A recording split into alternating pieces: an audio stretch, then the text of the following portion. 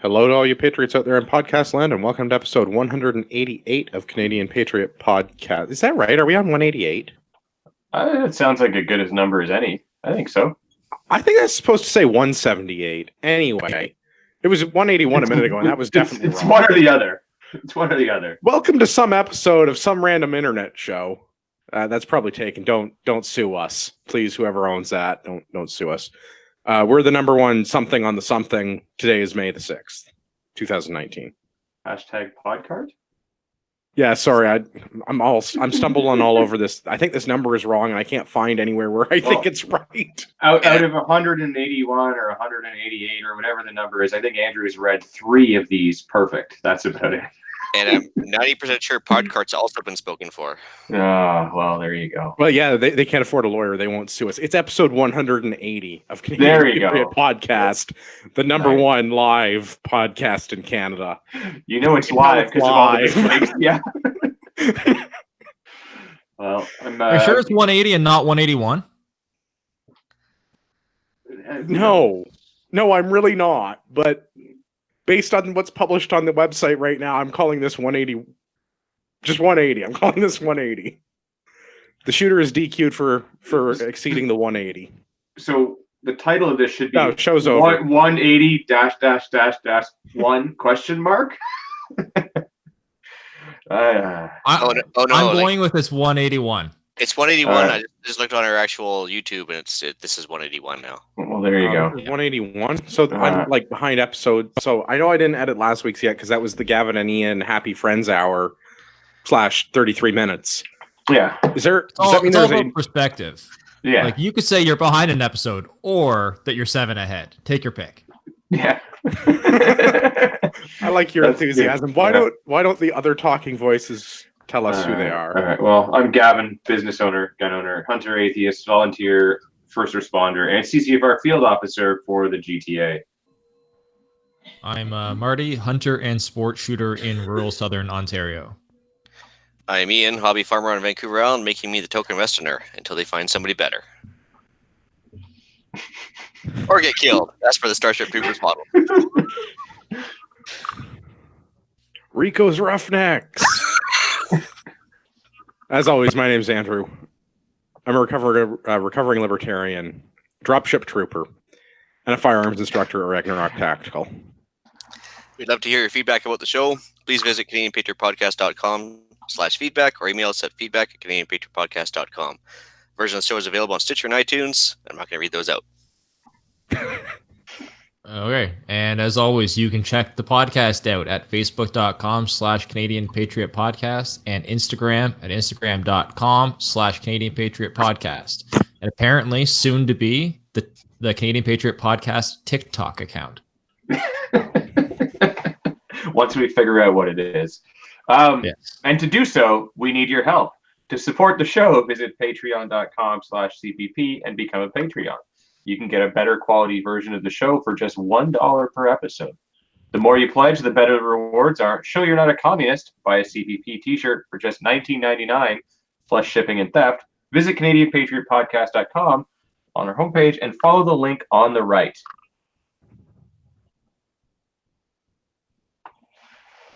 All right, let's do... Wait, am I missing something? No, that's right. Let's do What Are We Drinking?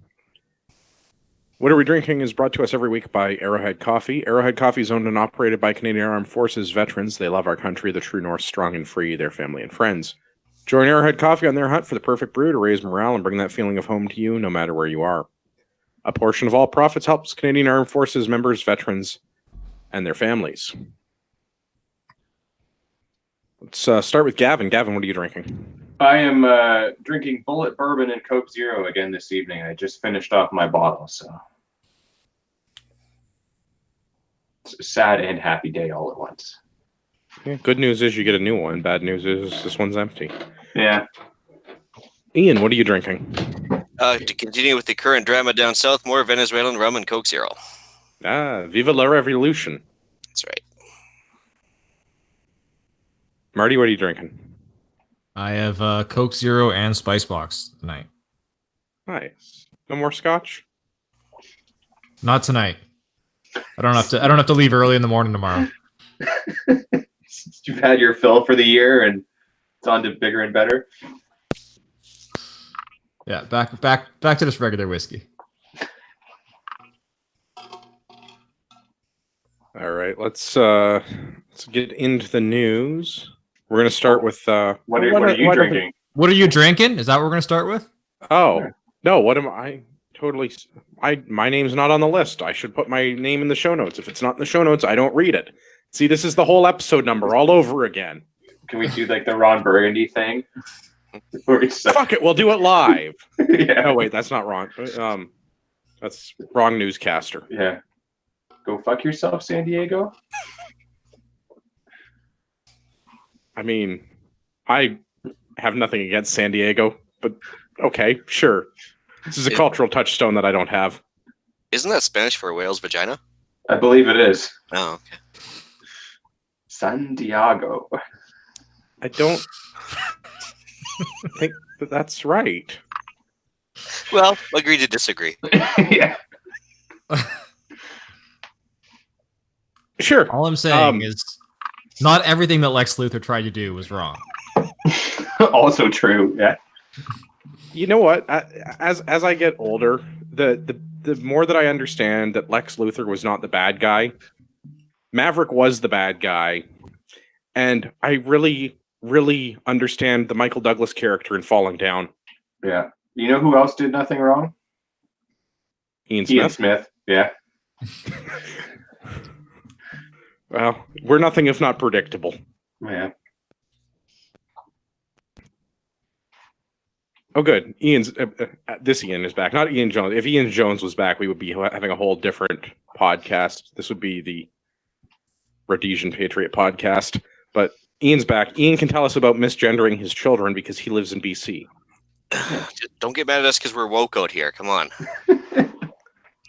So in an article in the Star, it tells us that if you basically have a child that's born I guess a male, and decides that they're a female later on, you still continue to call them a male, that's child abuse. So there. Where do we begin? Okay, then. So, No, so like, where do they draw that line then? Like, what is and isn't? Like, if your kid is under, what's the legal age? Like 16 for them to like make their own decisions about stuff. So what gets me though is like, okay, so until the child's an adult, really, they're under the care of their parents. Yeah.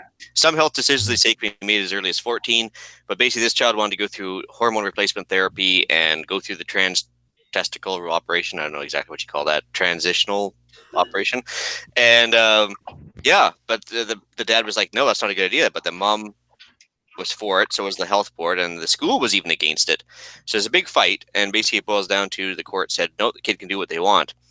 Now, according to my daughters, this is a big thing in school where people are what they call trans trenders because they just want to be cool. So that's the latest cool thing to do is change genders. And the father's trying to put the brakes on it, saying you're too young to make that reasonable decision. And the court says TFB for you. Yeah. Isn't it like your What brain do you is think not tap fully water developed? is? It's a game. No, sorry, Marty. I didn't. I wasn't expecting your No, pitches man, to be that fast.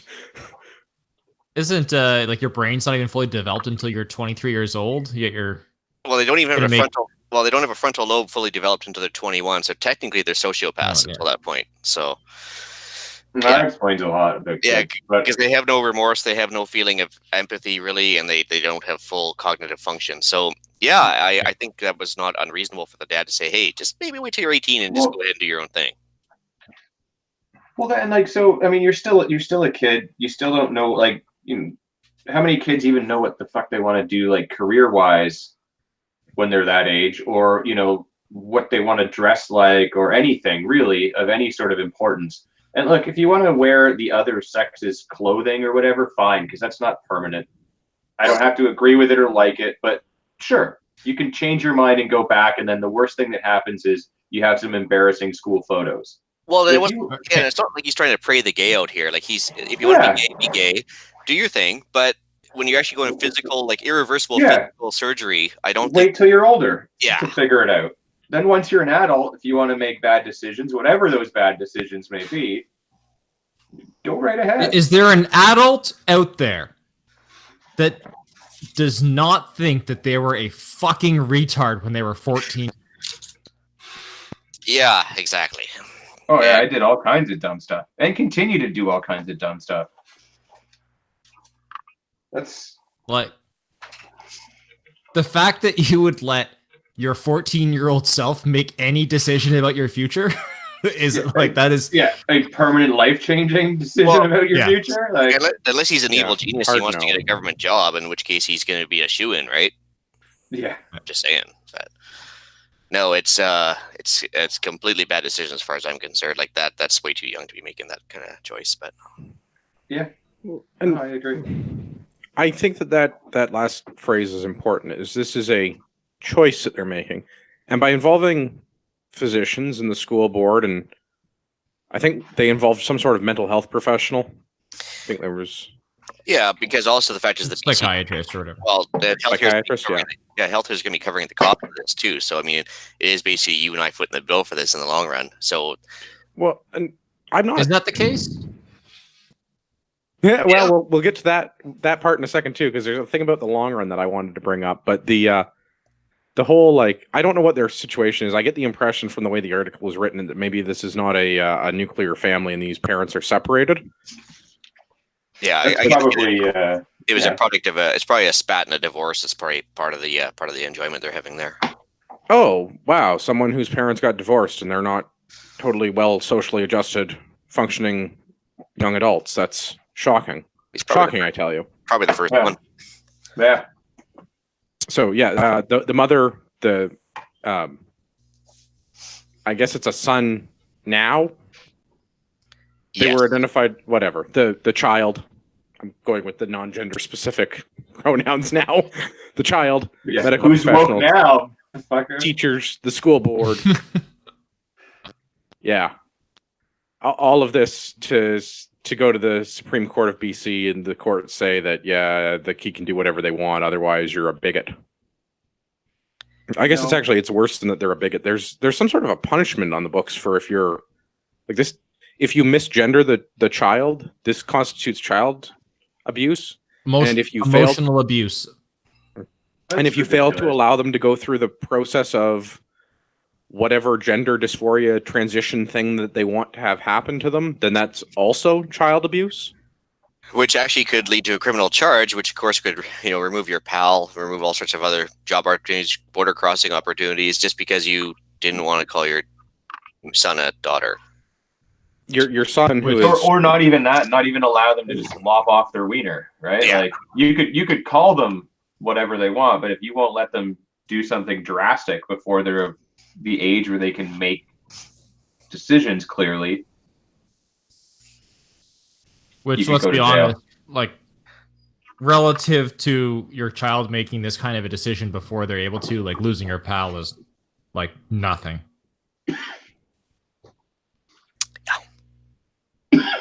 it's ridiculous. the other part that I wanted to bring up with this is there's commentary from a lawyer and or social justice warrior saying that they're encouraged that we have this brave new world and all of this hashtag bravery and stuff that's going on, but the fact that the child is getting the health care that they so desperately need, that they're making this a medical issue rather than a psychological issue, because it's still gender dysphoria. So, like, if gender is a construct and it doesn't matter what you are and how you identify, why are we making this a health issue and putting it in the hands of doctors to decide if this 14-year-old should in fact lop off their penis? Because reasons. Yeah. I mean, I understand they're already suffering from at least one kind of dysphoria, but the professionals, air quotes, the alleged professionals that are involved in this case, if this is all a construct and this is all a mental thing, 4 more years probably not that bad once they're 18, or hey, they can emancipate when they're 16 in BC, right? Let them do that, and then they can go and get their free government-sponsored penis reduction. So if you're correct and this is a, divided family or divorced family kind of thing, like a child of a divorced family seeking attention, That's not exactly a new. No, it's not an unknown thing at all. That's for sure. But Yeah. Well, and getting into some of the other mental health aspects of this, like during the court proceedings, one of the physicians involved explained to the court that the further delay of the hormone treatment therapy would produce ongoing and unnecessary suffering and continued gender dysphoria. Like, they already suffer from this. They're already having some sort of mental health issues. They're probably not in a good family living situation. And the way that I read the comments in the art, or the way the article is written, I infer the doctor to have said something to the effect of that this child has already attempted to hurt themselves or possibly commit suicide.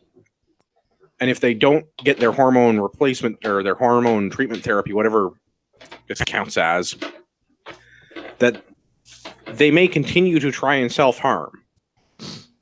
So if you don't cut my dick off, I'm going to kill myself. I'm going to kill myself. Yeah, that's how Clearly, I take this. Yeah.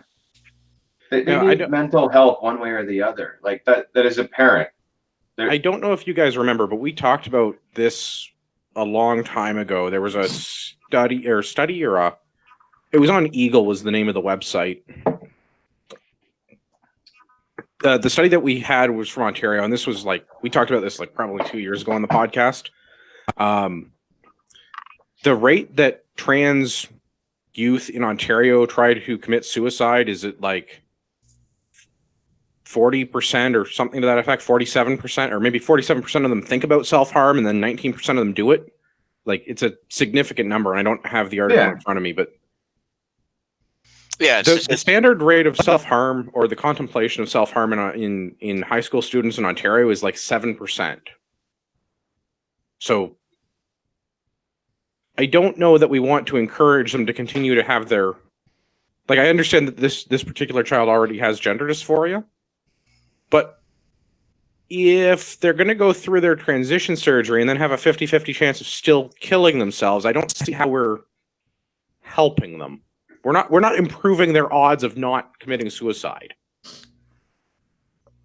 Well, especially if we just do that and then don't give them any of the, psychiatric and mental health help that they clearly need, regardless of whether they go through with this or not. Well, maybe the money would have been better spent just with, counseling, therapy, psychological help. Yeah. Again, brave new world in BC here. Yep. Hashtag bravery. Yeah. On to the federal government, because if BC and parents not being able to care for their children isn't enough, the federal government has decided that they're going to regulate workplaces to ensure that women have appropriate menstrual products. Maybe I'm just old, but didn't they used to have vending machines in all these bathrooms for condoms or No, making women pay for tampons is literally the patriarchy. Or, I mean, heaven forbid they actually show some preparedness and actually bring some with them from home, just in case. As you know, it is a pretty much an easily timed kind of cycle thing. It's almost cyclical in nature, and they could actually know when it's coming and bring some stuff from home to prepare for it. It's you could almost set a clock by it. Yeah, almost. Yeah, especially if you're on the bill. We use a civilized, non-lunar calendar in this country. We do not, in fact, set clocks by it. Yeah. It would be a lot cooler if you did. That's true. So National Post article, Liberals to make menstrual products free in federally regulated workplaces. I'm not sure exactly what a federally regulated workplace is, because... Wouldn't that be everything, really? No, or do they just mean federal buildings? For sure, they mean things like the Department of National Defense, the Royal Canadian Mounted Police, and federal crown corporations. Oh. But it also says things like public service, the transportation sector, banks, telecommunications, and broadcasters. And those things ain't owned by the federal government. No, so transportation sector, for example, federally regulated, you don't get stats, you get days off in lieu of, and so on. There's federal laws that apply that wouldn't apply to each. They're not provincial specific.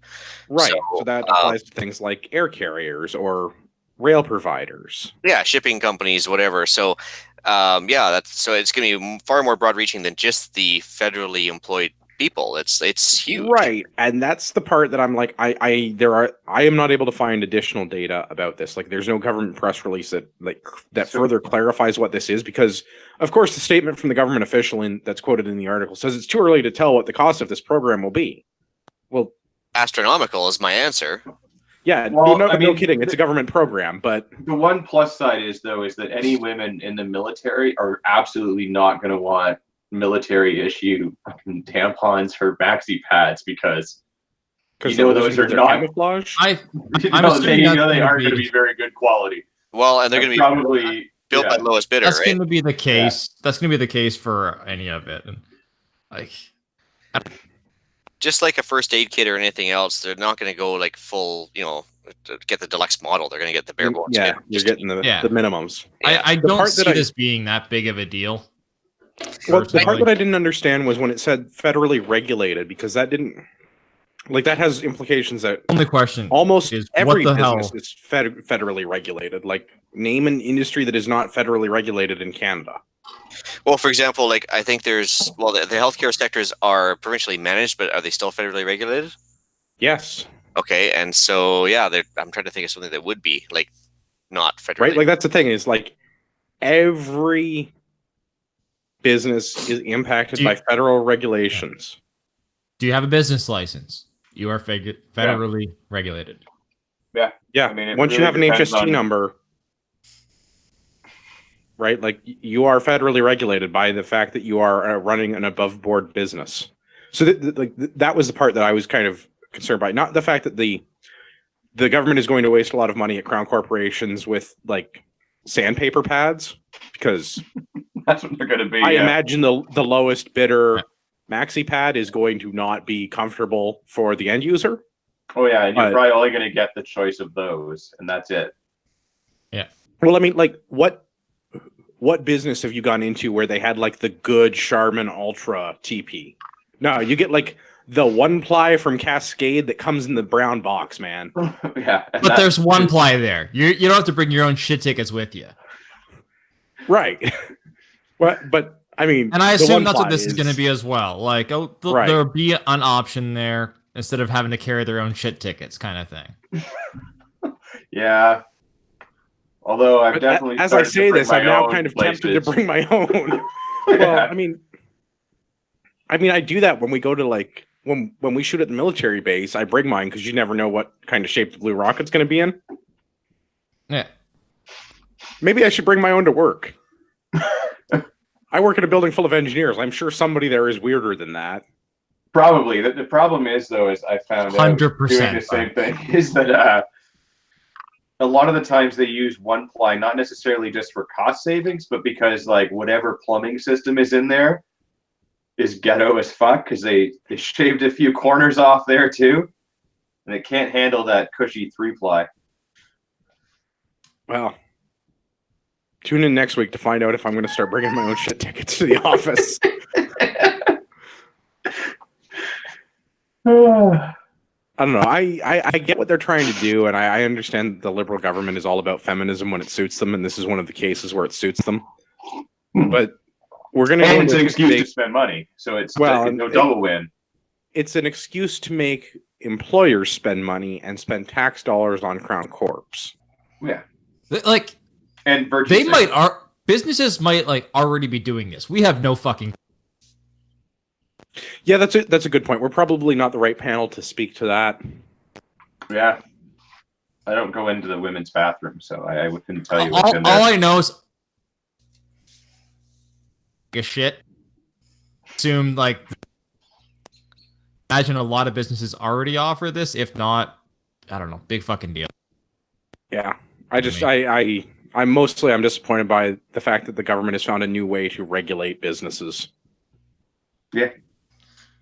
But this is regulate, apparently. I don't know if it's my internet or Marty's pigeons, but I get every third word. That's all I'm getting out of Marty too. I didn't get it. I think he's just so angry about this whole thing that he's screaming so loud his microphone just can't pick it up. That's Just That's what I'm cutting getting out. at. God damn it. That's what I'm getting. Yeah. So, what? Yeah. Sandpaper maxi pads for all. On to New Brunswick. Let's do New Brunswick. Apparently, there's a lot of meth in New Brunswick, although the police have it. So, there's a lot of meth in New Brunswick. First off, can you hear me now, or is it all fucked up? Yeah. No, your Yeah. pigeons are coming in loud, Yeah, loud Alright. and clear. he's jacked the pigeons up on some of that New Brunswick meth. My first question is, since when did meth come in pill form? I don't know. I don't know enough about Since illicit New Brunswick? pharmaceuticals. Now, don't they smoke it originally? Like, so maybe they just use the pills, crush them up, and kind of burn them like crack. Oh. I don't know. It's normally like a glassy thing. If watching Breaking Bad has taught me anything about the meth industry. See, I was using that as a reference too, but I was just thinking maybe that's more transportable form or something. You should. It looks like it's really close. Yeah, to no. other- I used the internet. Methamphetamine's super common in pill form. Yeah? Is it? Yeah. Huh. Yeah. Weird. So much so that the U.S. government has multiple websites explaining the differences between different kinds of methamphetamine, and specifically about methamphetamine pills and what they're actually used for and not. Yeah. Goddamn TV lied to me. Well, no, so the Breaking Bad methamphetamine is just a different form of methamphetamine. That's still meth. It's just a different form. The pill form is easy to swallow and doesn't have to be smoked, and apparently has pharmacological uses. Although none of the websites that I'm currently interning have a good reason why someone would on purpose take methamphetamine. Now I'm no expert So- on geography here. Yeah. Isn't this awfully close to the one of the members of the other podcart that we mentioned before? Isn't it right close to his house? I believe so, yeah. Well, I mean, we could ask him. Maybe he's in on it. I don't know. I don't know. I think there's also from what I hear, like a gonorrhea outbreak or something out there. Maybe not related to the whole meth thing. I don't know. But people are making bad choices out there for sure. That we do know. Yeah. I'm surprised that you went with the gonorrhea may be related to the meth thing and not the gonorrhea may be related to the other podcaster that's out there. Wow, hey, Draw your own conclusions, right? yeah. I'm just putting things out there. I mean, Might as well shit talk now. We'll be seeing him in a couple months, right? yeah. Well, if not, Yes. we'll should talk him anyways. So 75,000 pills, like that seems like a lot. 75,000 meth pills is a lot of meth pills. Is that like a bushel of meth pills? So like, probably beyond a I'd bushel. say it's several kilos of meth pills. Probably. like yeah. if I was like a Rob Ford amount of meth, would that be like 5,000 pills? I would say a Rob Ford thing would be like 100 pills. This is like 100 pills. So this is a lot. This is a lot of pills. It's though. like- Ooh, it's Party like the whole Doritos. Ford family times 10. Wow. Yeah, don't So- do meth, folks. Yeah, I don't know. I like street value of meth is like $200 a gram. Is that right? I don't know. Let me make. Last some time I phone calls. paid, I mean, yeah. I don't I know. don't know. Like Let's the intern sources for meth are I didn't very even know not. it came in pill form. this. Yeah. And the best part is, So- what is a 19-year-old girl doing with that much meth? I mean, clearly she's not the Oh, owner. I don't feel like the people. 19-year-old girl is the mastermind of this operation. No, I'm sensing a She mule, was, but she was right near the U.S. border, and she's 19 and a girl from Montreal, yeah. and she had 75,000 methamphetamine tablet or methamphetamine pills. I feel like she may be not the brains of the operation. No, she may very well I be. feel like Trudeau's gonna step in and protect her job. That's what I All feel right. like. So it's saying here that from what I'm reading on some sort of rehab center thing, that a single dose of meth is about 0.25 grams or $20. So that would be my guess of what a pill roughly is $20. It's a lot of pills. It's a lot of meth. The fact that it comes in pill form, does that mean that our healthcare pays for it? Probably, yeah. Along with the carfentanil that we've got. So I'd imagine that we pay substantially more than $20 a pill for this. Yeah, I don't know that I'm going to be able to get prescribed methamphetamine and go and find out. Oh, I take that back. More interning. Disoxin is a brand name prescription methamphetamine pill available in Canada with a prescription. Does it still There rot you your go, bud. teeth out? It's to create the weight. Maybe it's a weight loss pill. And apparently the pills are 5 milligrams apiece. Well, there you go. So this shit $40 gets you a pill. high. Yeah, This is Wow. twice the standard size dose. Then you said it was 0.25 grams. 0.25 grams. Yeah. Yeah. That's more. Okay. So pharmaceutical meth is way better than street meth. No. No. Because you're talking about Not that at all. 5 grams, and the dosage size is 5 milligrams. Yeah. Move So the you're talking about decimal 250 milligrams. Yeah, that's what I'm saying. To like the place. pharmaceutical So you got to stuff, take a you lot need- of pills. Yeah, but the pharmaceutical stuff is probably a lot stronger, which is why it's that. But the street stuff is probably what that thing was saying is 0.25, which is why you got to take a bigger one. Ah, okay. I get your math. Yeah. That's not what I was But it's thinking. the new math. Yeah, no, I'm with Yeah. Marty. Like you got to take a lot of these pills. That's I I was thinking the same strength kind of thing, but the No, I was dosage probably is thinking the substantially pharmacy- less for the medicinal side of things. Oh, Like probably, if you're yeah. taking it for medicinal purposes, you're only gonna need this little bit. If Yeah, you're taking it's it to probably get like- fucked up, you need a lot. Yeah, it's probably like microdosing LSD, which apparently is a thing where you take it in really, really, really, really small doses, and it does all kinds of amazing stuff, and you don't trip balls. So I Remember that imagine- time when I was like, "This is not the panel to be making educated conversation about the topic." Yeah. Here we are again. I'm pretty sure that's every Monday. Did you know that methamphetamine was actually developed as an appetite suppressant? I Because told you're you. Learning all fucked up. kinds of things, all kinds of cool things on the internet today, guys. I just said weight loss pill. Oh, yeah, that's why they're all skinny. Because you're so fucked up that you don't know what to eat. Yeah, you don't want to eat because you're too busy trying to find your next high. Or Or too fix your busy eating lawnmower. someone's face off, yeah. Except your lawnmower is actually a dog. It's not your dog. It's just a dog. May or may not just be like some sort of stick next to a rock. I think we're confusing LSD and methamphetamine, but all right. Also, I want to thank the former General Pinochet for joining us on YouTube tonight. Apparently, he's now textile manufacturing New Zealand. I feel like there's a joke in there. And he points out that Ritalin is a form of meth. Why am I not surprised? Didn't know that. Can't say I'm shocked. Learning all kinds of cool things about illicit substances on the internet today. I feel like this is what 14-year-olds in BC are going through. Well, they could probably use some Ritalin. All right, let's do another one. The government in their infinite wisdom. This is from Global News. Government removes all mention of Sunni and Shia extremism from terrorism threat report. So we talked about the terrorism threat report before. This is from 2018. It's an annual report that comes out. We talked about it when it comes out. And they do an overview of all the threats to Canada. It's publicly available. It's on the government public safety website. Apparently, we've had enough time and money in the budget to go back and rewrite the 2018 report. So for those of you playing along at home, I think it's the current top 5 threats in Canada are Sunni Islamist extremism, right-wing extremism, Sikh Khalistani extremism. Pay attention for that one when it comes up again later in the show. Shia extremism, and Canadian extremist travelers. These They are don't- people they who don't go see to the Canadian foreign Patriot countries. podcast on there. Yeah, we're not a top 5 threat. We Yeah, just need to grow the audience a little bit better. yeah. Bigger, rather. The audience is plenty fine. The audience does not need to be better. Whiskey helps.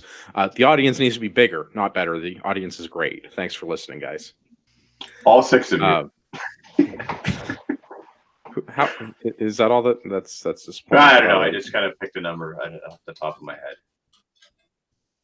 Yeah, I don't know. I seem to remember that YouTube used to tell us how many people are listening, and right now it doesn't have that number, but I can see people are commenting on the YouTube live stream.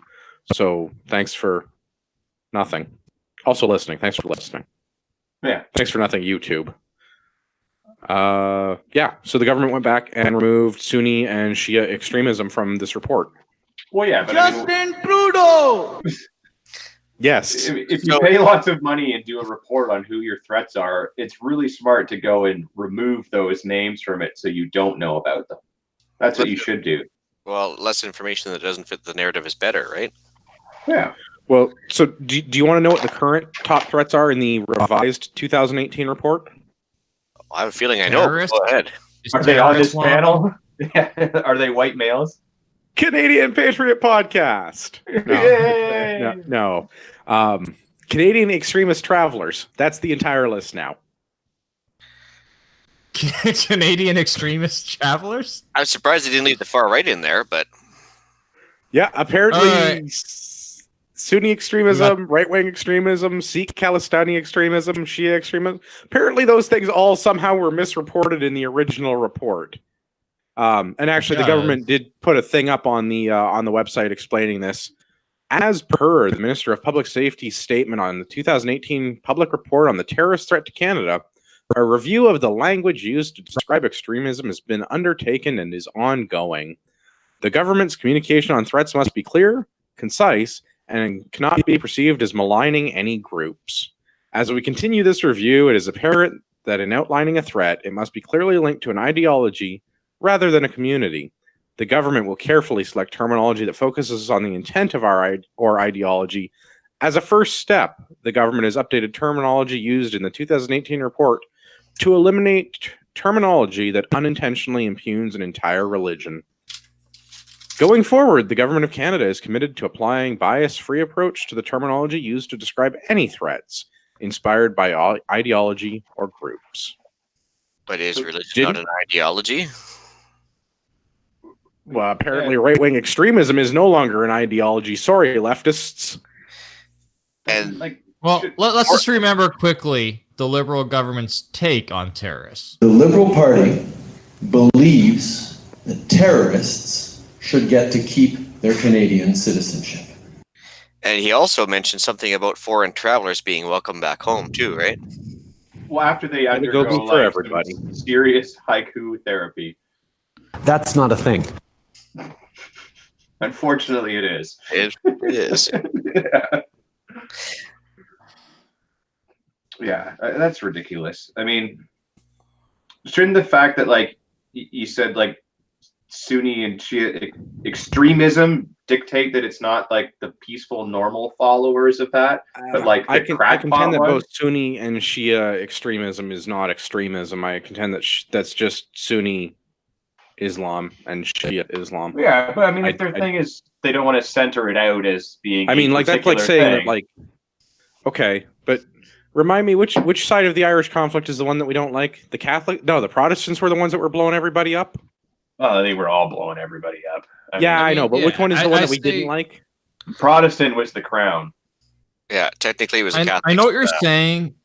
I understand what you're saying in terms of like they're all the extremists, but the same thing is, you know, it's more fundamentalist. There's people that are like, there's always people that are kind of half-assed religious. Like, yeah, I go to church. Yeah, that's where I was going with Irish Catholics.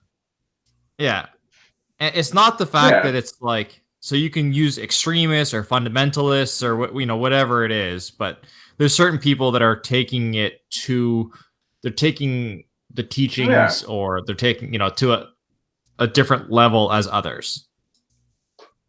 And again, I contend that is just the Sunni religion, and the Shia for religion for that matter. Right? Like if this was like, well, it's the same book, right? Well, so it's the Catholics and the Protestants, but that didn't stop say that blowing yet. one another up. But that's what I'm saying. Is like this is like saying that if the report said Muslims, right, adherence to Islam, but it's saying like, no, these particular ones, these ones, they kind of want to kill people. Well, I mean, I don't disagree with you, but I think by putting extremists at the end of it even further signifies that they're not trying to center out any particular group or Which subgroup other you're than the ones that probably- are crazy. Yeah. You're probably right, but in like the government's mission, the lack of or the lack of clear and concise language, I agree with them. Their report should be clear and concise, Yeah, and it should also be Fair. accurate. And removing these things because it makes some group feel bad or looks like the government is painting a particular group in a poor light. That yeah, but I mean, shouldn't change whether or I not would that argue- group is in fact responsible for, or I shouldn't say responsible, is a potential threat. Oh, Yeah, yeah, I would mean, argue that be it was factual. clear and more concise in the previous Previously, one. yeah, exactly. Agreed. Although- That's I'm surprised that Goodale didn't get legal gun owners put on that list. I'm surprised white supremacists, 3%ers should extremists, be on that pardon me. list. Those cucks aren't a threat to anybody. I agree, on, but I'm Knife surprised they're fight not on the iron list. sights. Yeah, shout out to that guy who wrote in to tell us that we should practice for knife fighting and Yeah, only still use waiting. iron sights on rifles. Still waiting on that knife fighting curriculum, bud. Yeah, we look forward to taking your knife fighting class. We've done some other ones and they were quite good. I hope Yeah. yours is. Yeah. Well, I mean, he better get it out before he dies. I mean, being a boomer, he's probably not got much time left. Yeah, but come on, he spends half his time in Boca Raton. He's got other things he's got on his plate. Boy, hey, yeah, that's rough. Yeah, I mean, let's be honest. He's deserving of arrest after decades of ruining our country. I almost blew whiskey out my nose. Well done.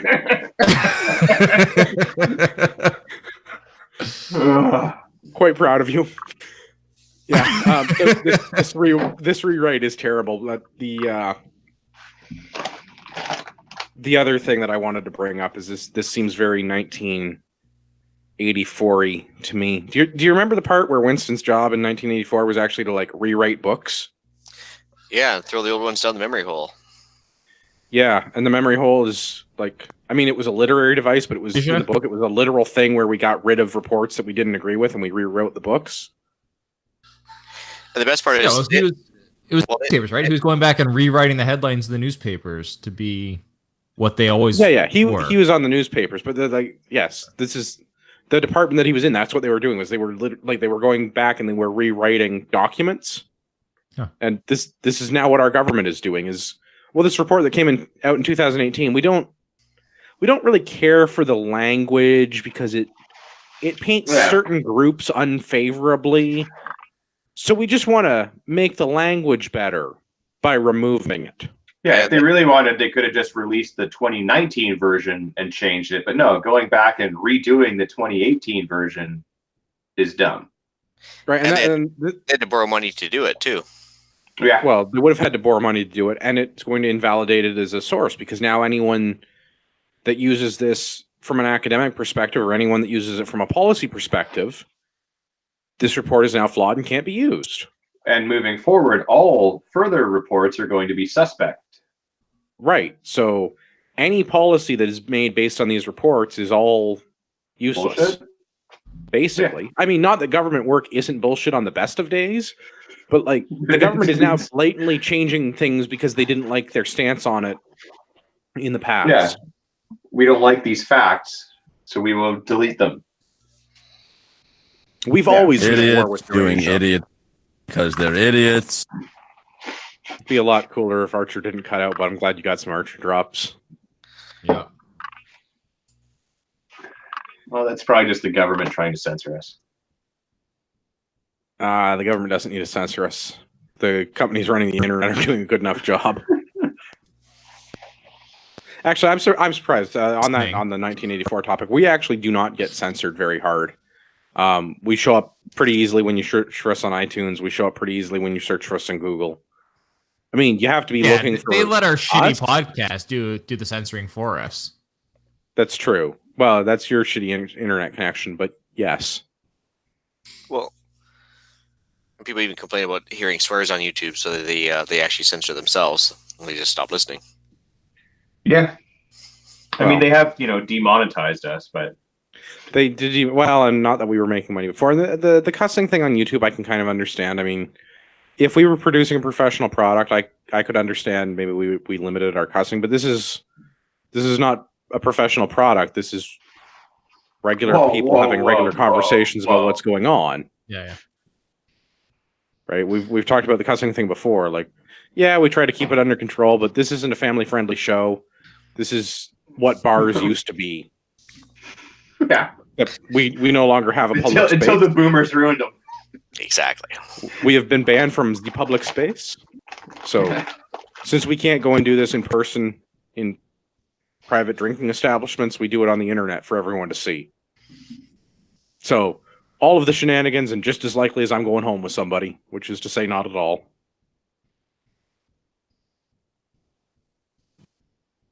No, nobody wants to take a stab at my ability to pick up women in bars. All right, then.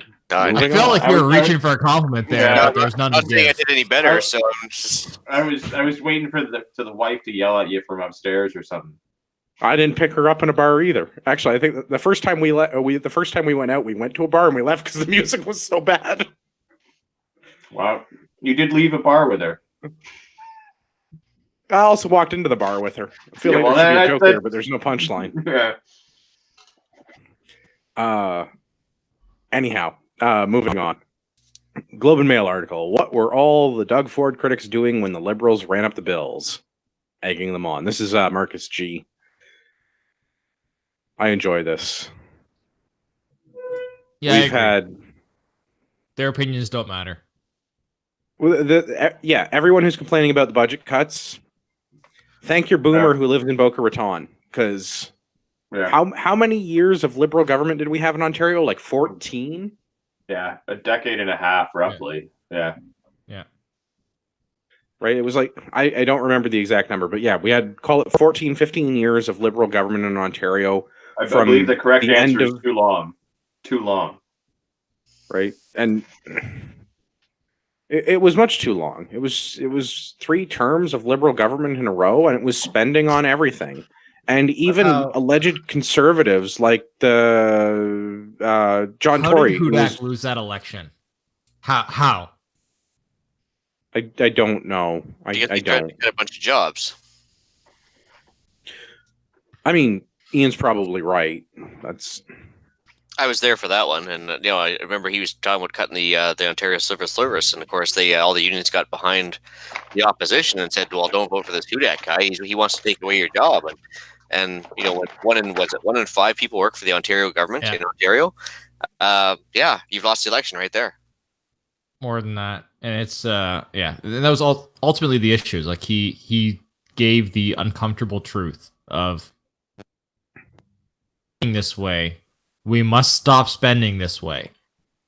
And they lost their minds. We are the largest sub-sovereign debtor in the world. We have more debt than the state of California, the most indebted state in America. Surprisingly, we are not the most indebted state in Canada. By GDP, we're second. Way to go. We need our own Lex Luthor. Lex Luthor did nothing wrong. I think that needs to be our next t-shirt. So what about Thanos? I mean, I'm sympathetic. Yeah. Yeah, he raises some valid criticisms. Yeah. Much like our government, I don't agree with the approach. Yeah. Well.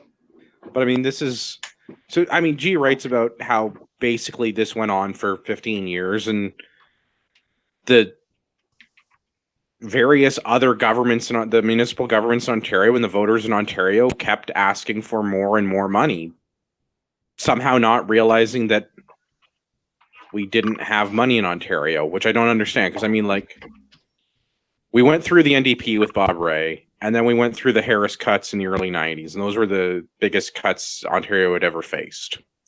Because the NDP literally just gave everyone money for everything. And then subsequently lost an election because the books didn't balance.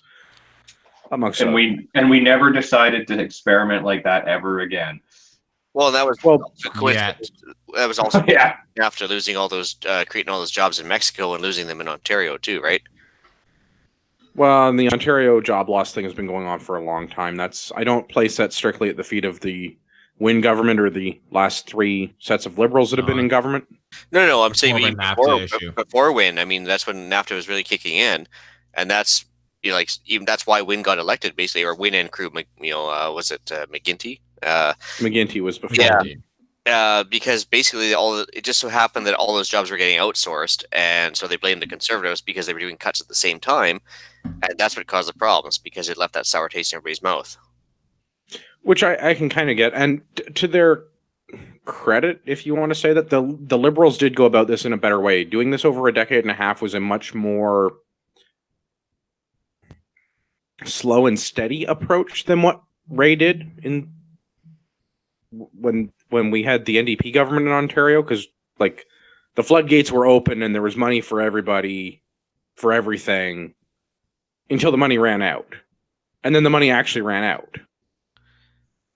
Yeah, you don't cut off the heroin addict instantly. You have to wean them off of it, right? So right. Well, and that's the thing. So like at least the Liberals were smart about this. It was little spending every year and a little bit more every year, and Toronto wanted money for more public housing, and even like the Conservatives at the time the Conservative government in Toronto wanted more time or more money for public housing at the time, and the Wynne government gave Toronto more money, more taxpayer dollars from other municipalities to fund their pet projects. So like I mean, they've done this. It's hard to call the municipal government of Toronto conservative, but no, but at the time they were just the least lefty of the bunch, I guess, maybe. Yeah, okay. Yes. Yes. But I mean, like, this is the thing, is we've had death by 1,000 cuts for 15 years. Well, death by 1,000. The least useless. Yes, the least useless. So we've had all of this spending, and now the Ford government, and I mean, somebody had to do this. So Ford ran on this, and that was the campaign, and that was the promise, was to rein in the spending, which they've now done. They've tried to do. The budget is out, and the budget will not balance. But at least, like, the death by 1,000 cuts is down to actually, like, we know where all the cuts are, so we can start doing something about the bleeding. Yeah. This is the hard thing, is that politically, if you overspend and rack up a huge deficit, there is no pushback. You are heralded as this savior and this great guy. And if you try to save $10, you're demonized and called out, and like it's so from a media and from a political perspective, it is so difficult. Yeah, but I mean, deficits are how we measure success. Yeah, like it's enough of that. The disparity in terms of like someone that causes so much damage to this province and to this country and to our future as being so much celebrated versus somebody trying to save this province, country, whatever, getting demonized. Like, it's such a difficult task from a politician's perspective, who ultimately, as we've talked about before, their only real goal is trying to get reelected, try to maintain power. How to do that while still, you know what I mean? Like, try to reduce the expenses of the province while being reelectable. It means that you end up with this sort of milquetoast approach where, like, the Ford government, Ontario, okay, yes, he's made some cuts and he's being blasted for it, and it's nothing. It's such a minor thing. He's still running a deficit. The cuts are so minor. Like, we're talking. Yeah, we're talking about not hiring more teachers, not getting rid of the existing. We're just not going to hire new ones. Yeah, and there's even the guy, funding and stuff. He's in a devil place Nazi as a result. Yeah, children will not graduate high school because of these cuts. People are going to die because of this. Well, that's the medical one. Because of the cuts to healthcare, people will die. No, we're just going to have fewer useless administrators. It is it's such. And you're going to have to pay for some of your own shit. But, well, Like, the way yeah, our- where our politicians are essentially, their goal is the next election always. They're not looking at economics from a long-term perspective. They're looking at short-term, 4-year type of thing. It's the way it's built. It's impossible for people to actually make a correction and to actually do what's best for this province, for this country. It's very frustrating. And obviously the easy answer for anyone in politics is just spend more money. well, it's not your money, and I mean, it's not your problem. Some other government will have to balance the budget, right? Yep. It's not your problem.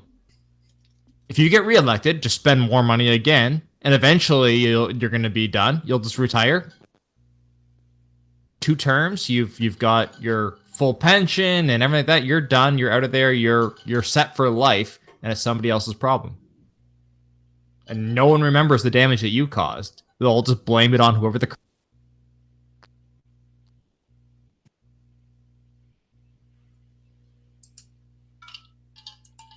Marty's pigeons cut out. Yeah. God damn it! That's okay. We got the gist of it. It was a good one too. It was a good No, rant. I think we lost your last. It 3 or was 4 like the words. last sentence. Yeah. It was a good rant. No, I agree. But Government is inefficient and should be dissolved. I think that was the last. That's what I. Yeah. That was the that was the essence of what I said. Yeah, you're not wrong.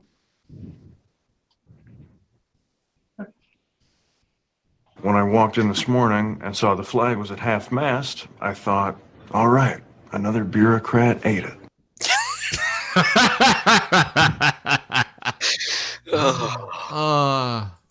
Is it wrong providing? Which is also our strategy for hiring teachers in Ontario. Just Oh, don't God. replace them when they eat it. If only he was actually a real person. He lives in all of us. Well, of Yeah. course he's a real person. He's me. Yeah. All right, let's talk about Windsor. Apparently, some schools are not run by useless people. Shockingly, that's in Windsor, but Well, lots of good, hardworking blue collar folks out that way. not anymore. They all moved to Mexico. No, wait, just their jobs. Yeah, they still make whiskey there. Good point. Yeah, okay, fair. So there's a high school in Windsor. This is on the CBC. A high school in Windsor is holding adulting classes, which is funny because I've heard it used that way before, where you use adult as a verb. Yeah, I hate the But- terminology, but it's actually, I looked at what they're actually teaching them. It's life skills. Like, remember we talked, you guys Yeah. before the podcast talked about the fact that they don't And even some of them aren't ridiculous life skills. yeah, they don't even, like, before we mentioned the fact they don't even teach how to do a tax return. Well, it sounds like they might be actually this time.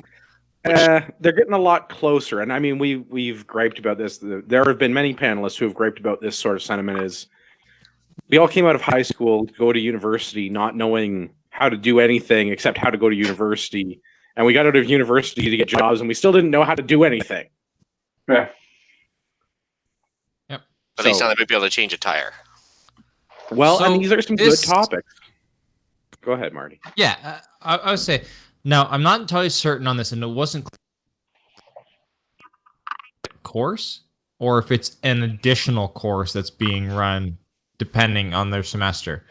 But essentially, it's a combination of a lot of things. It's a home ec, it's a shop class, it's a few different things like this, kind of all rolled into, and the highlights. You know what I mean? Like, you're not going to do a shop class where you're going to learn all these different things, but you're going to change a tire, you're going to check your oil, change your oil.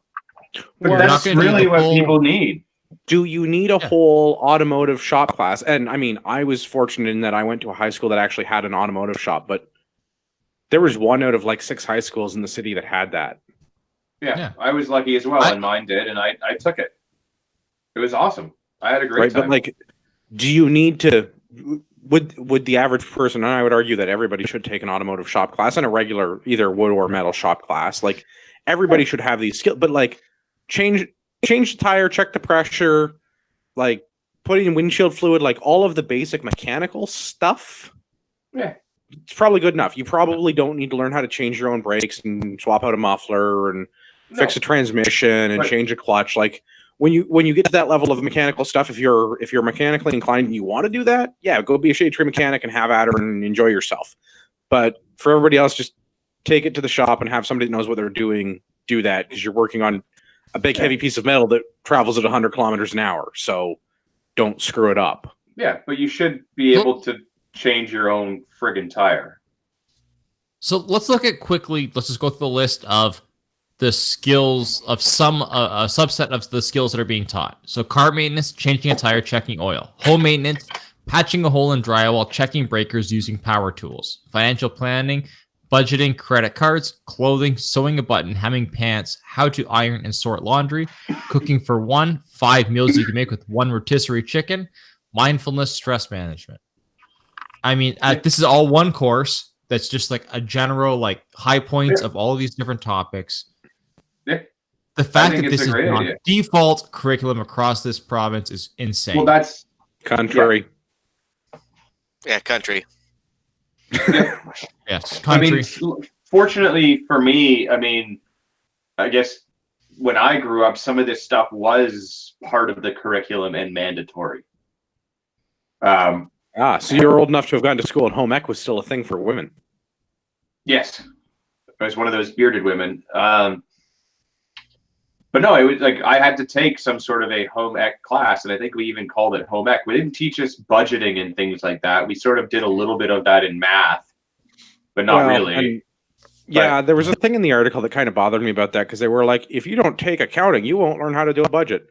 Bitch, I took accounting. I still didn't learn how to do a budget. Yeah. I took 2 years of accounting in high school, and I still didn't learn how to do a budget, and I can't do accounting. Yeah. But I mean, we learned how to use a sewing machine and how to hem pants and fix a button and how to cook some basic stuff, you know, and that was absolutely mandatory. And then when I went to like middle school, wood shop was mandatory for a half a semester. Yeah, I definitely did not have any of that. I mean, it was like the shop, nor the home ec side of things. None of that, for sure. I still like. I mean, I have a sewing machine, and everyone's usually amazed that I have one and know how to use it. And like, I do have my own pants and fix my own buttons and things like that because I can. Like, it's very quick and easy to do. And if I'm not going to pay someone to do it, you know how to do it. It probably isn't too hard. Well, yeah, but I mean, like you said, like I mean, if I probably really wanted. I could go and change my oil for my car, but like that's not exactly convenient for me. I know how, but I pay someone for that. I could pay someone to hem my pants. I could go for lunch at the mall, give them my pants, and come back in an hour and close them. But I don't. I do it myself because it's very easy and very fast. The thing is, there's a trade-off on all of this between being able to do everything on yourself and doing the things that you want to do or the things that you need to do because you're good at them and get paid for it.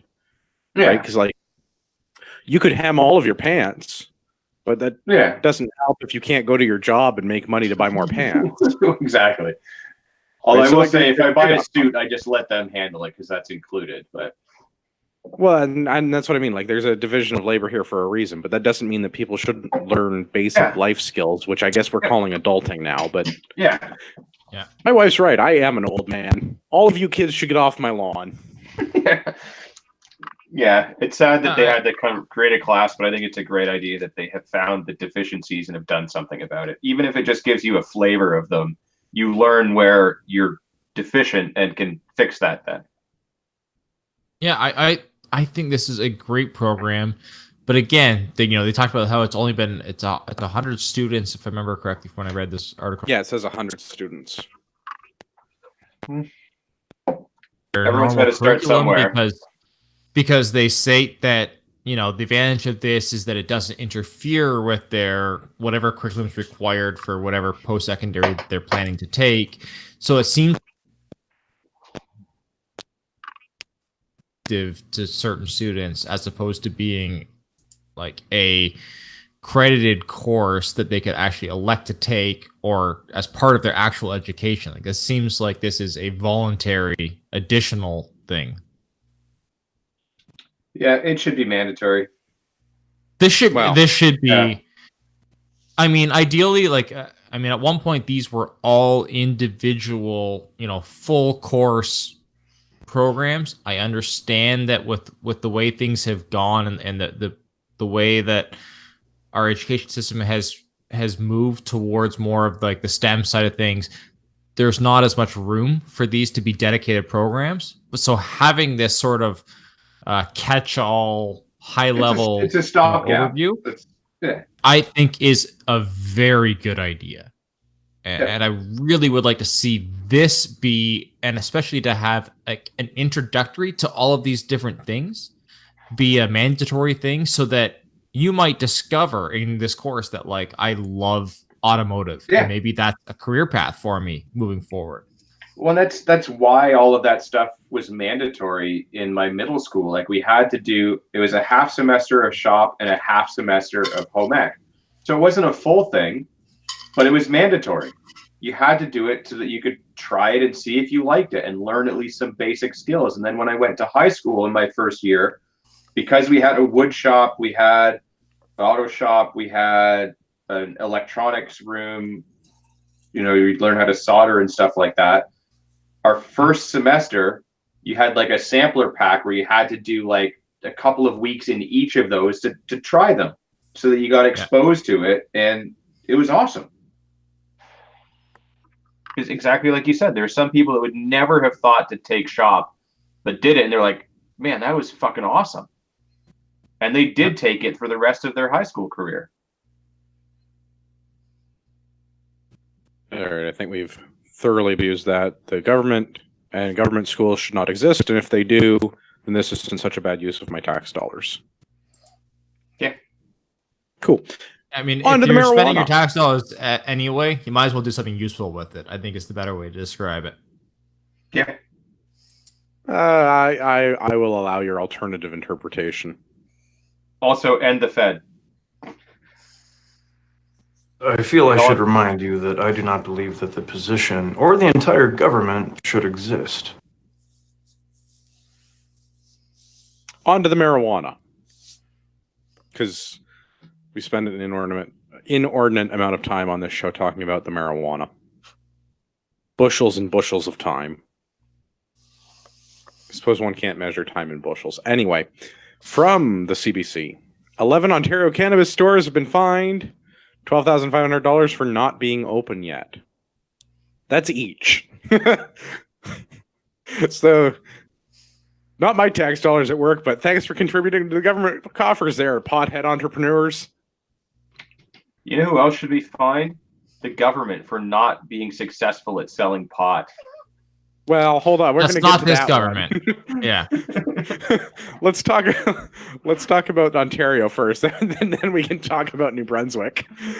So here's the thing: they bid on this contract, and based on this premise that they would be able to open by this date. Yeah, the date of which was April the 15th. Yeah. So obviously it was a very aggressive timeline, but they knew that going in. Yep. And obviously, and they put this timeline in place to prevent people from just because there was a lottery system as to who was going to be able to open these stores initially. So they put a timeline in so people just didn't take a lottery spot to then hold one of these few opportunities to open this for whenever they could get around opening it. They put this timeline, an aggressive timeline in, so that whoever won this lottery spot would actually, be forced to fulfill their obligation and open the store. Half of those have not held up their end of the bargain. So my initial reaction with this, the first hot take, is that I'm surprised that a bunch of stoners couldn't get a business running. Yeah. But I mean, sober second thought, stoners are probably not the ones trying to open marijuana businesses. I'm sure there are some marijuana enthusiasts that are doing that, but it's probably not like Bob and Doug that hang out at the corner store and get high all the time that are the ones that are also trying to start dispensaries. No, that's your biggest. The funny side of things is how many of the businesses haven't opened due to government regulations, trying to navigate government regulations? And that's where I was going with this. Is the reason they haven't opened is because nobody can figure out the OLG system for how to get their fucking permit working. Yeah. Because they didn't Right. legalize it, they just regulated it. Yeah. Right. So nobody can figure out how to get through the red tape to actually, because so I know somebody in another jurisdiction that works in insurance in the marijuana industry in the States. The process for a retailer to get insurance in general is not difficult in the state in which this person that I know works. But in order for them to get insurance as a dispensary is nearly freaking impossible. So that's all this dude does is deals with dispensaries, and he drives around and he has a checklist and he has to, do they have roll-up shutters? And do they have these kind of locks? And do they have this kind of doors? And talk to the contractor that put the door in, and did they use this kind of screw? And did they do all of these because if they don't do all of that, they won't insure them. So I don't know what the rules are in Ontario. I imagine they're not as well as established as they are in this jurisdiction in the US. But the reason the stores haven't opened is because they can't figure out how to meet all the government requirements to actually be a retailer. So as much as I want to blame potheads, I still get to blame the government. So really, this is a win-win for me. Yeah. And really, realistically, potheads do a better job more efficiently because you got Jay and Silent Bob outside of the store just with their trench coat. They can open up and say, "What do you want?" Because they don't have the regulations in the way. Yeah. Well, On that that point. brings us to New Brunswick. Excellent segue. Yeah. Cannabis New Brunswick reports $11.7 million lost in its first year. This is on CTV News Atlantic. I read that headline and I was like, "Are you serious?" But leave it to the government to leave it to the government to lose money. Literally, only the government could lose money selling drugs. How do we make this as onerous as possible? Oh, let's hold a conference on that. Yeah. We should Literally probably only- unionize our drug dealers. That seems to be a thing that should happen. Don't even give them ideas. Oh, I guarantee Dude, it's already been done. They I are. guarantee it. I'm Yeah. sure they are. Yeah. Yeah. How could they not be at this point? Yeah. Because I mean, over in BC here, it's the same store that sells booze, right? So I mean, Oh, yeah. it's Somebody's related at the very least. See, state on right out here. Ontario, their plan is it'll be under the same people that sell booze, but an entirely different store. So you have an entirely different brick and mortar operation. Because you're gonna pay retail for, space plus in different Ontario staff. is super cheap, right? Like Yes, retail yes. space doesn't cost anything.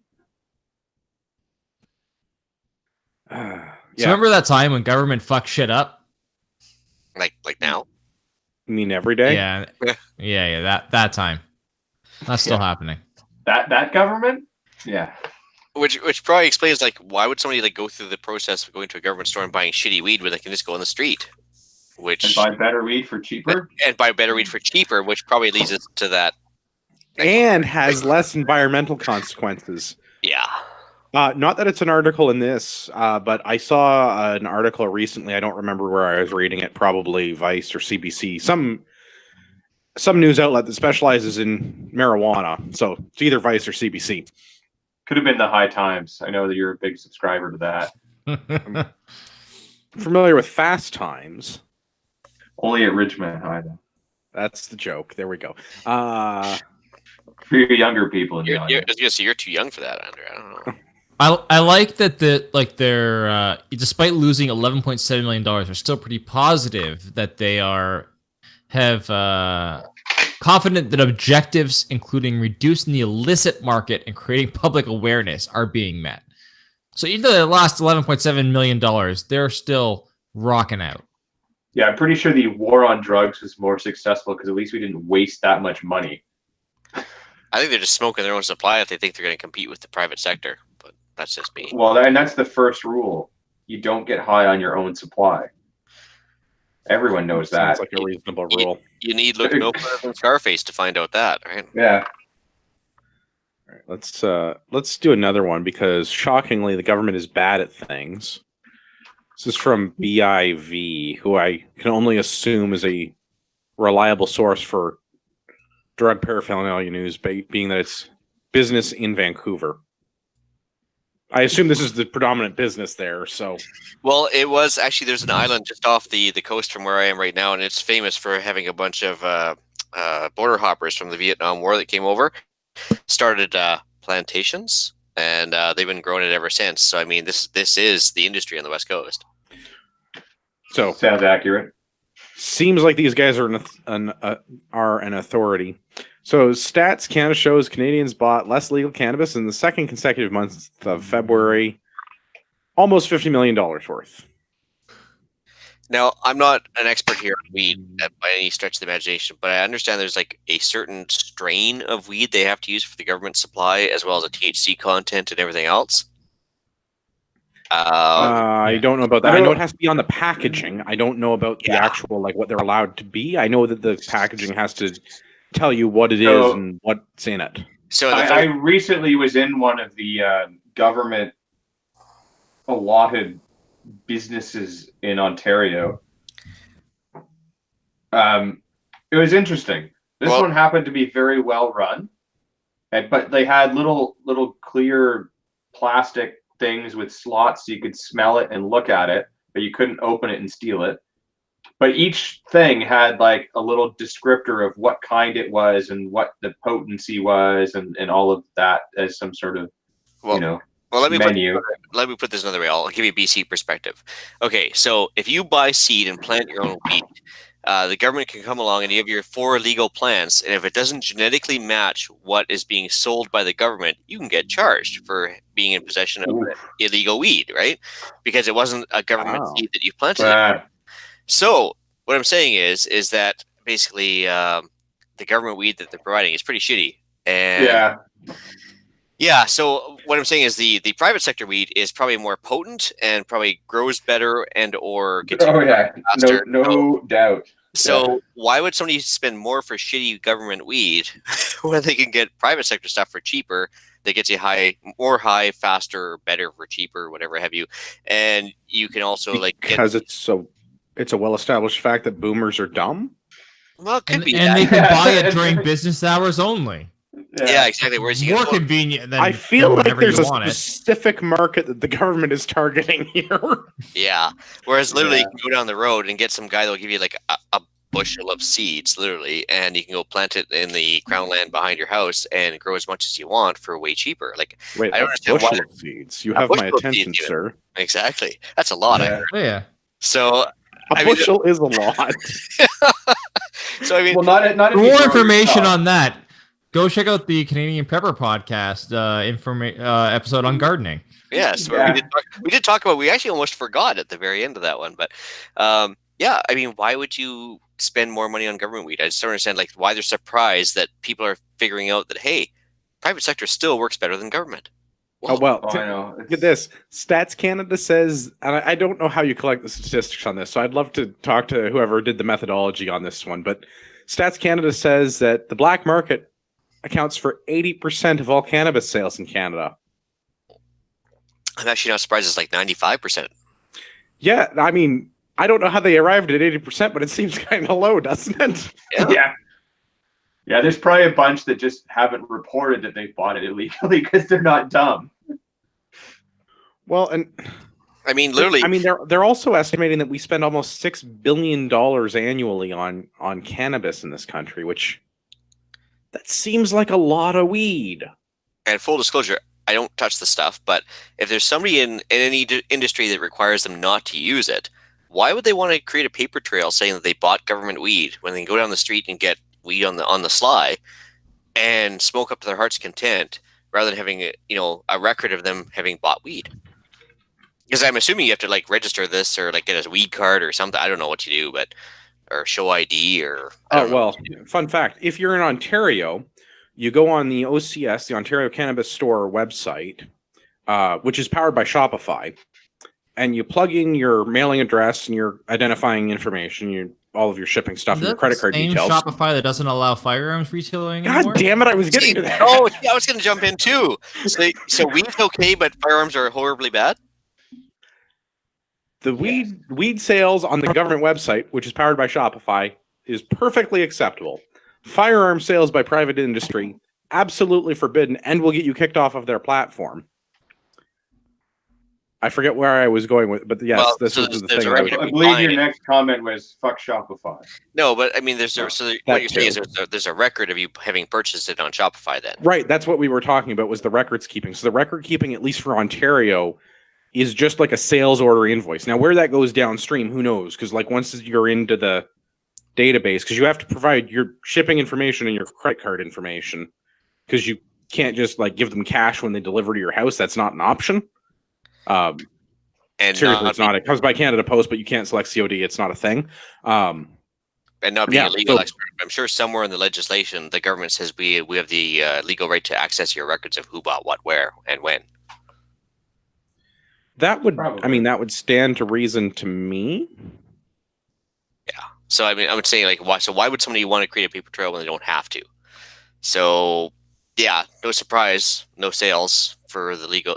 I hate to say legal weed. I'm going to say regulated weed. It's not legal. Yeah. It's not, Government marijuana. it's not decriminalized. It's not legal. It's regulated. The not fun stuff. Yeah. Yeah. Anyway, fun fact. Actually, I tried to grow hemp when I was in Ontario, and turns out you have to buy shitty government hemp seed too, like just for like t-shirts and oil and everything else, and completely a waste of time because you'll never compete with any other market because of what they were willing to provide was a substandard product. Huh. Sounds a lot like a bunch of other Canadian industries. And they would genetically test your crop, and if you weren't buying the shitty government seed that had about 10% germination rate, you were going to go to jail for buying. And hemp, of course, has no THC. So again, they You fucking regulated. cares? Yeah, so they regulated to the point where the industry would never be viable, Sounds like government. just like the current weed government. That Yeah. sounds ridiculous. I was curious about the Stats Canada number. So Stats Canada, I mean, based on their total numbers, they estimate that the average household, or like the mean household spend on cannabis products annually is $430. There must be like weed super users the same way as there's like super gun collectors. Well, I was gonna say, like, I think I almost spend that monthly on guns. But I'm just saying. Yeah, like $430 a year on weed. I mean, Allegedly, but I'm just saying, like, yeah, like we all have our hobbies. I mean, some people like to rot their brain cells. Some people like to go to the range. I mean, whatever. yeah, like there's 14 million households in Canada, and if we spend $6 billion annually per like annualized Canadian household spending on cannabis is $6 billion. That means like the mean spend per household is like $450. That seems. I don't know if that's a lot of weed or not. Does that get you a bushel of weed? I don't. I'm sure it would. Because I mean, Seems like a lot. it seems like a lot. I mean, I know it's less than smoking cigarettes would cost. It's probably All right. comparable to what I questioning your spend math. in Okay. beer. What is the total spent on weed? 6 billion. Okay. Regular There's what, calculation. 14 million 30 million? households. No, 14 million households. Because this is annualized household spending. God damn it, your math seems to check out. Yeah, I know, right? Like I did it twice because I thought maybe I missed a zero. Yeah, That's there's gotta be. That's There's a serious definitely. usage in certain houses.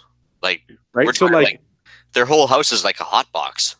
well, so Yeah. I live in a Or they're neighborhood where buying one of the much whole better houses weed. is a hot box, right? Because like I walk the dogs and I don't smell weed and I don't smell weed. And I walk by one house and it's like all you smell is the marijuana. Well, So interestingly I enough, figure like this is from a teenager perspective, but both my girls are saying that the one gender fits all bathrooms, that anybody is welcome. You will find that pretty much consistently during the school day, the entire bathroom is a giant hot box because what the kids have done now is they've gone to they get one person to go to the legal cannabis store, or maybe not, I don't know, and get the vape machines with the concentrated cannabis stuff. And they basically like vape in that one bathroom where everybody goes, and the whole thing kind of is maintained as a hot box all day long. So that's some pretty serious usage too. And it turns out that I guess some of the kids looks like the one's standing up, one's tying their shoes or something. I don't know what's going on in the bathroom there, but yeah, it's long story. Weird. Yeah, Weird. yeah, it's almost like somebody's tying their shoes. Yeah. Further interning. I'm curious to see how much $450 buys me on the Ontario Cannabis Store website, but I can't get past the confirm my date of birth thing. God damn it, that's today's date, not my birthday. Yeah, no, it's Well, amazing. let's just verify my age by randomly scrolling down to a different year. But Thanks, government. But again, like I mean, you know, it doesn't take much before you. How do I describe this? One person can supply a lot of people with weed, I guess, right? And so, even if they're going legal or not, unless you're the government, yeah, unless you're the government. But I guess there could be some super users out there for sure because there's a market out there, right? All right, so I have another important question. Is 10 grams actually a lot of marijuana? It doesn't sound like a lot of marijuana. No, like, it doesn't sound like a lot of anything. It is light. That's it's pretty like light. 10. It's like 10 joint. Like it's like a gram joint, basically. This is 10 grams, like literally. Like I mean, you're not talking very much, right? So based on the price, like the meat, the lead meat weighs price, more than weed. Yeah, but weed Yes. weed is very light, but still, it won't take a whole lot of weed to make 10 grams. No, that's like a very small amount. Yeah. So like the first page of flower-based marijuana that loads on the OCS website is like the mean price is like $11 a gram. If the household median or if the household mean spend in Canada is $450, it means the average household in Canada is buying 40 grams of weed a year.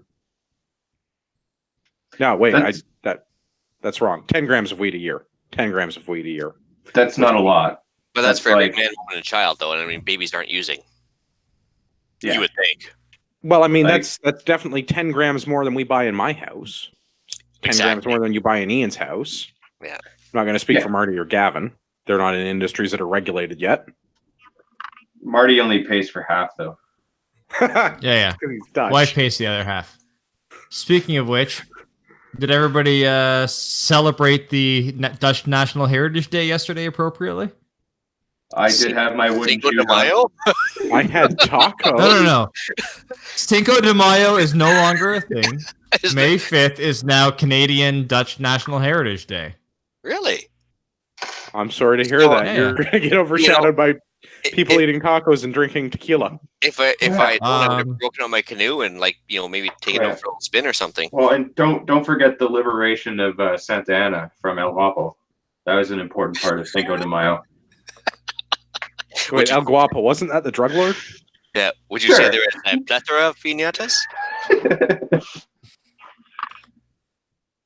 Do you know what a plethora is? I don't know why you guys are still talking about Mexican shit. It was because it's funnier. I mean, it's a lot funnier. I made a comment about wooden shoes and going halfsies on stuff. What more do we have about that stuff other than canoes? I think that's probably one of the best movie lines ever when Steve Martin looks at the hot little Mexican number and goes, "I'll come back." She goes, "Why?" God, that's such a good movie. Yeah.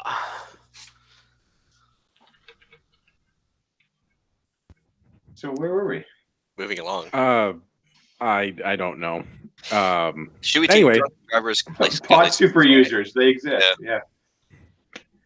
Yeah. Well, I guess this is relevant to our interests, being that I'm inebriated and have a firearms license, although I'm not planning on driving. The article is primarily based on. Yeah, that's why I'm not driving. There's nowhere to go. Everything's closed. All right. We're nearly done the show. Besides, we're making up for a short show last week. That's right. So this is coming from California legislation that various individuals want to have brought to Canada. So there's a couple of firearms writers and lawyers that were interviewed, and obviously this is to do with all of the ongoing gun control talk in Canada. California got a proposition on the books, I think that's what it is, that they want to take guns away from drunk drivers, so they think that we should bring this to Canada for reasons that are entirely unclear to me. Well, don't they already take driver's licenses away from drunk drivers? Why would they take the right to own property? Yeah, well, I mean, you don't have a right to own property.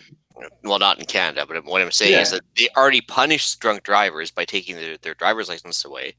why is all of a sudden taking their gun license away going to make them less likely to drive drunk? Well, so there's a very, very small part of me that says no responsible gun owner would do this. And anyone that is irresponsible and drives drunk, and especially that harms somebody, is obviously not making good decisions and potentially should have their rights revoked for making said horrible decisions. But a much larger part of me says, fuck that, because that's such a dangerous, slippery slope, and come and pry it from my cold, dead hands. Are they going to take my pesticide license away from me? Yeah. Are they going to take my ham? Are they going to take my ham? See, they just did, obviously. Yeah. We should try getting a relay set up so that we could try and use Marty's radio so it doesn't keep cutting out. No, I mean, Damn it. the fact is, it's got nothing to do with driving. Like, okay, if you misuse firearms, take their gun license away. Absolutely. Like, if you're sweeping guys constantly because you're all liquored up and you're fighting guns into the air in the middle of downtown Toronto, take their gun license away. But we don't take the licenses away from those people because to begin with. That's a different story. But what I'm saying is that if you're a bad driver, it doesn't mean that you should take away a license to do something else. Just like you don't take your boat license away when you get a drunk driving charge. Yeah. I mean, which would be more similar than. But they'll take your driving license away if you get a drunk boating charge. Yes, exactly. Will they? Yeah. Yes, in Ontario, if you get caught with drunk boating, they take your driver's license away.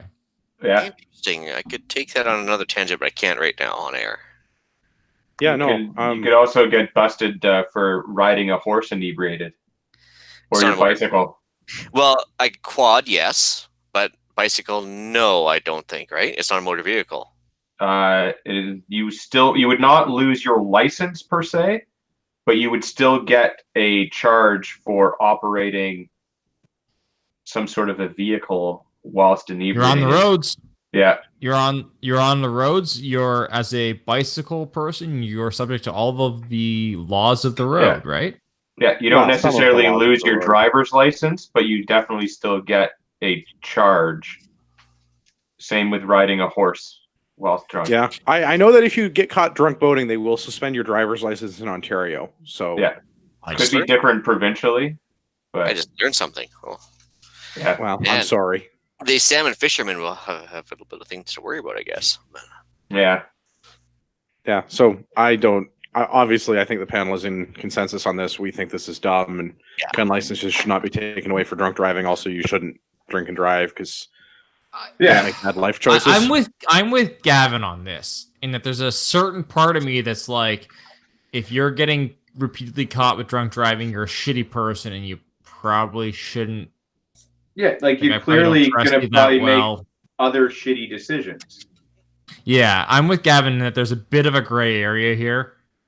At the same time, my concern is that anytime we let the government have any more power, well, that's the larger, louder part of me. That's Mulan labia, come and take it, because it's such a slippery slope. Because it's like, okay, if we agree to this one, because like if you're drunk driving, especially repeatedly, right, you're a shitbag. Oh, if you're speeding, then they take it away? Like it's like okay, we've agreed to that. But now, like Marty's saying, like, you're speeding or you're doing something else that's potentially reckless, but not really. And it'll be like that death by 1,000 cuts again, where we've given up everything. And now, he kind of looked at me funny. Well, let's take his gun license. Like there's too many potential pitfalls of that no, we shouldn't even entertain it. Yeah, I'm with that. Let's do another gun one.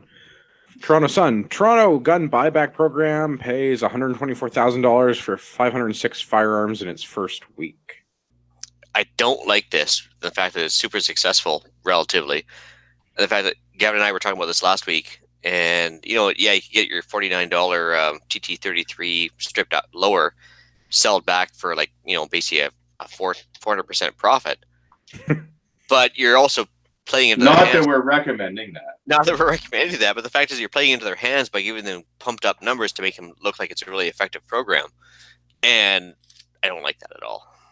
But it's only an effective program if they can show a decrease in criminal activity.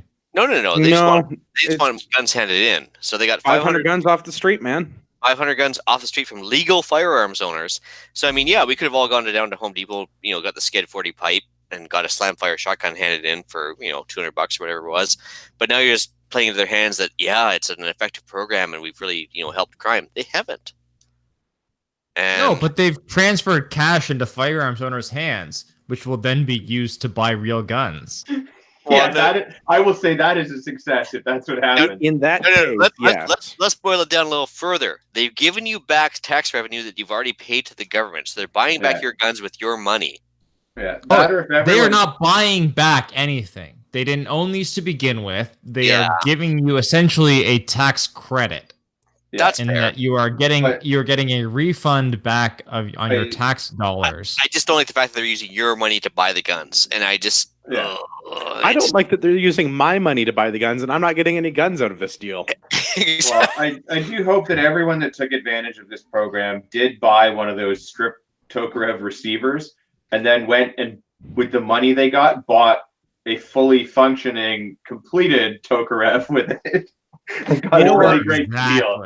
Or did the Sked 40 pipe thing and called it a slam fire shotgun and made a profit on that and bought a real I saw they had semi-auto shotguns on CGN today for $350. You know what? I think we're going to do an experiment. Tune in next week to find out if I get arrested. Ooh, you'll find out whether Andrew's on the show or not. If he's not, he's been arrested. I have an AR-15 lower that is not functional and needs to be destroyed, and I haven't figured out how to go through the destruction process. Dude. Yeah. Why would I think I need to call the Toronto police and tell them I have a long gun a restricted long gun that needs to be destroyed. Yeah. And they should send an officer to my home to come and. Yeah. So I don't know if I'm going to get $200 for a long gun or if I'm going to get $350 for a handgun because they're restricted.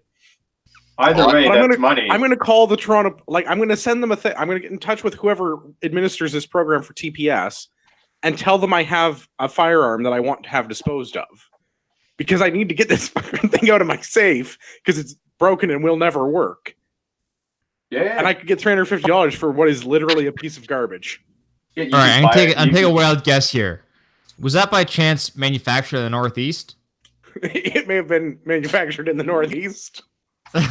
Yeah, but then you could go and turn that into a functioning lower receiver. Well, shit, don't. I've had 3 different things from that company that's located in the Northeast, and none of the 3 things have ever worked. And I got rid of them all. I similarly need to get rid of a Northeastern manufactured. All right. Tune in next week to find out, because I think I want to call the non-emergency number and ask them and tell them I've got a gun that I want to get rid of, and will they pay me for it? And for anyone that's aware that the Northeast has a very dark creek that you need to be aware of as well.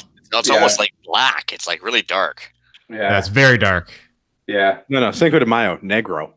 Yeah, that's the Negro. Stop trying to steal our day. You're trying to steal it from the Mexicans, bro. They were here first. He's only taking half of it from the Mexicans. You know how to say five? You know how to say five? Don't make us build a fucking wall.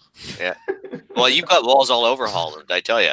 But you know how they say 5 in Dutch, right? What's that? Fife. Serious. Yeah, it's true. I don't get the joke. No, we stole that off the Dutch too. How to say the word five. As well as canoes. English is a terrible bastardized language. That's not really a surprise. Everything is stolen. English is actually 3 other languages masquerading as someone in a trench coat. Whatever. We're not great at making up languages, but we were great at fucking drinking tea and taking over the world at one point. Almost a quarter of it, you could say.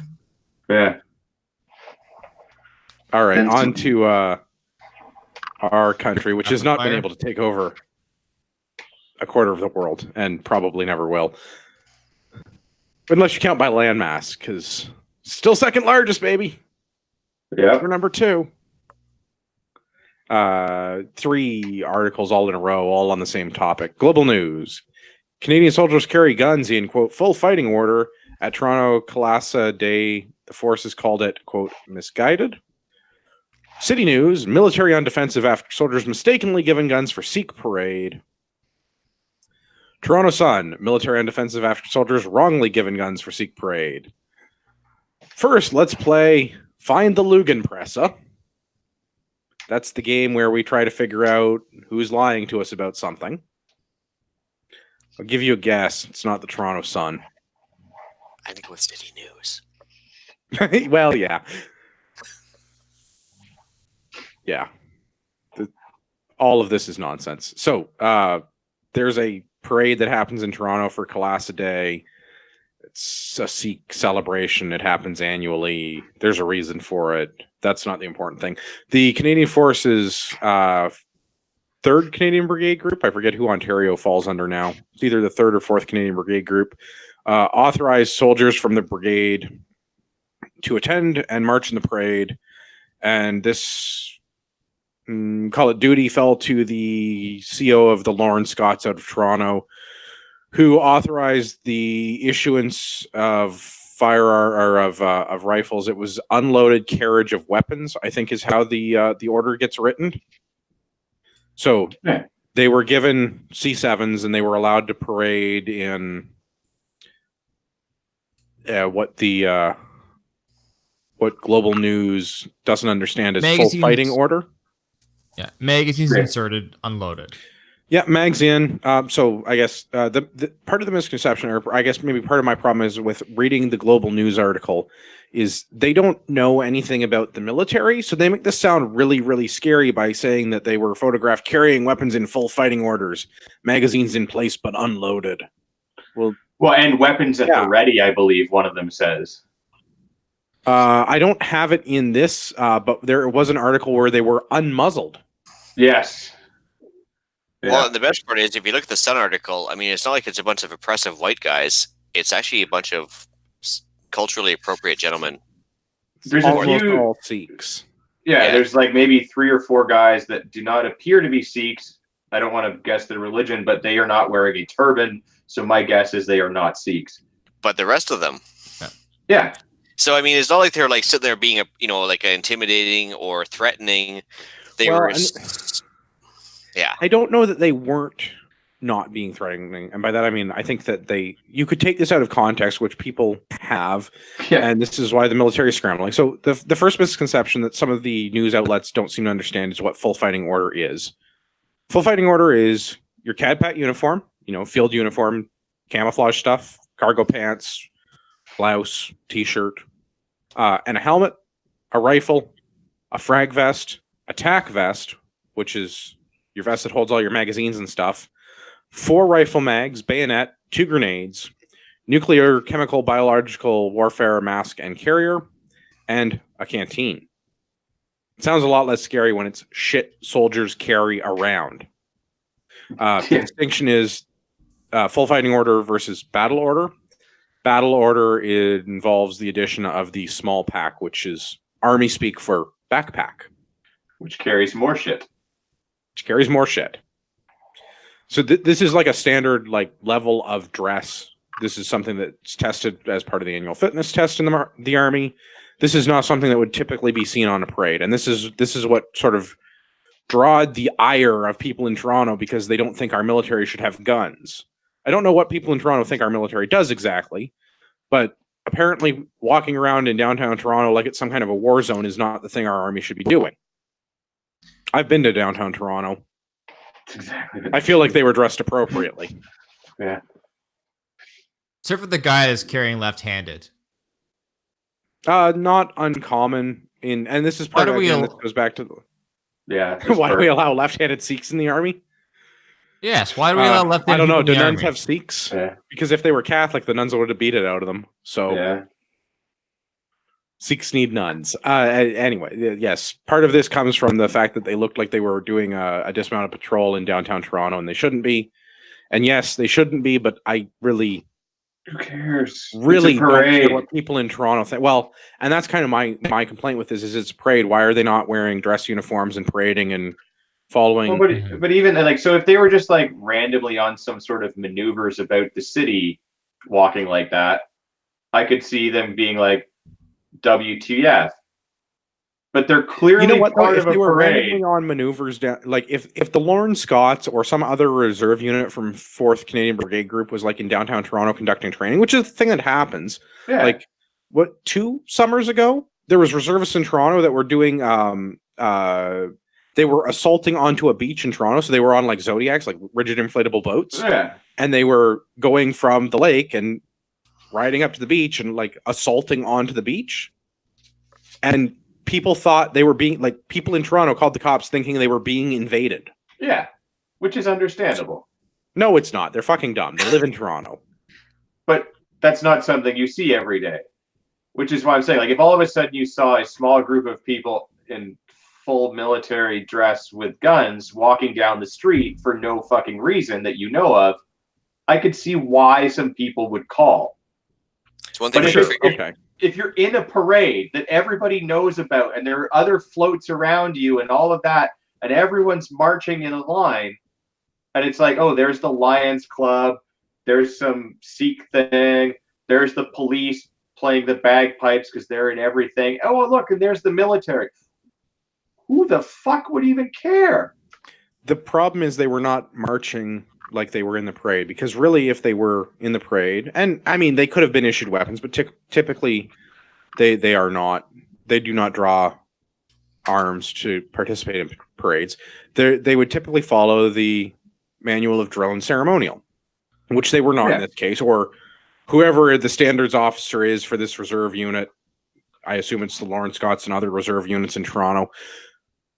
Whoever was in charge of this needs to get their troops in line, because they looked like they're patrolling, not marching in a parade. Which again, not whatever. Don't care. They're not really in formation. They're not walking in formation. Yeah, and they're not in step, and they're doing like it looks like a dismounted patrol. And fine, that got people in Toronto upset about it, and I can forgive that because people in Toronto are dumb, and take that into account.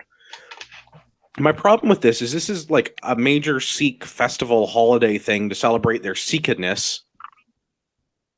Is our military going to start, the reserves, whatever? Are we going to start sending soldiers to all different events? Are we going to like have a Yom Kippur parade with Jewish soldiers in it? And whatever the fuck holiday Marty's talking about on Cinco de Mayo, we're going to need to send them to that in wooden shoes and hold on a second. sombreros because they don't want to leave anyone out.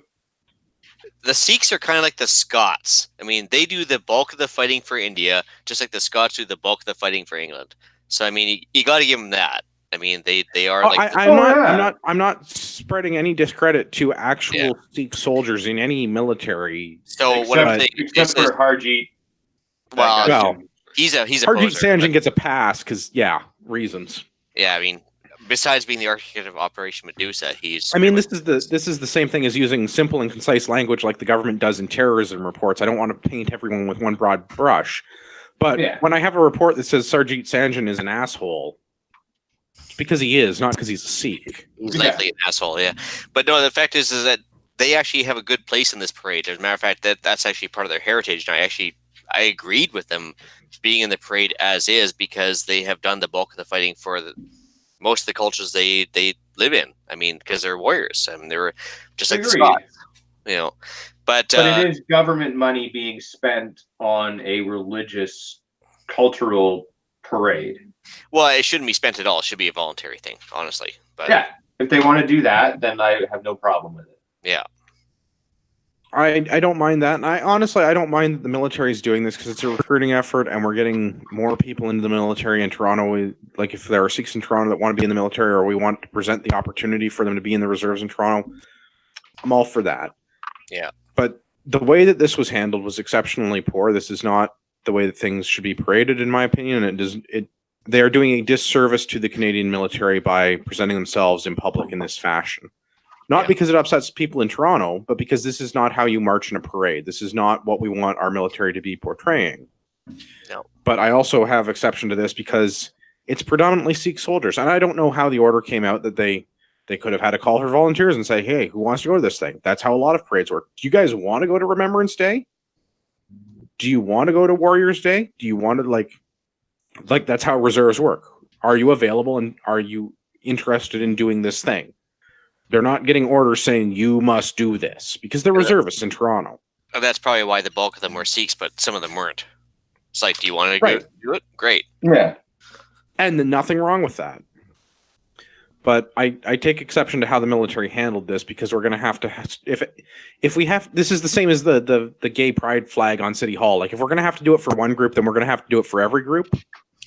Well, no, because That's not the way it is, though. No, because how many LGBTQ plus people are actually in the military and proud to be warriors? I mean, None. We got them all out in the 70s. They sued, remember? yeah. So, I mean, the fact is that this won't be an everyday thing. No, it won't. But I worry that the military is being used as a PR instrument rather than as an actual military. Not that we have an actual military, which is a different problem. Back when we had the Bonaventure, we had a real military. But I'll go off on a tangent again. So, third largest navy in the world? Fourth largest navy in the world. Yep. Yeah. What a time it was.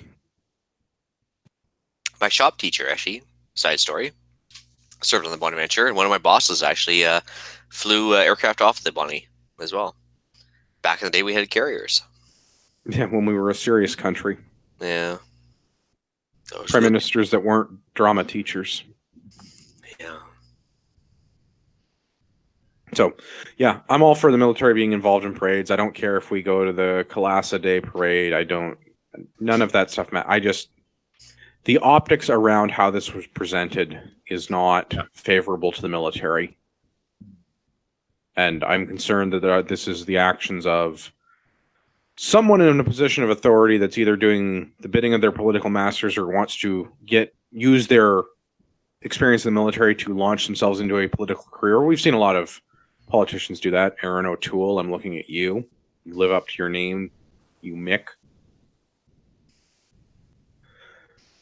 If they want to do this and they want to have that they were the CO of some unit, or they were involved in some brigade group at some level, and they did this thing that was community outreach, and look at how great they were, and they can run for, like, I'm worried that's what they're doing with this. This is political grandstanding for someone who's not yet a politician, or they're doing the bidding of someone who is a politician.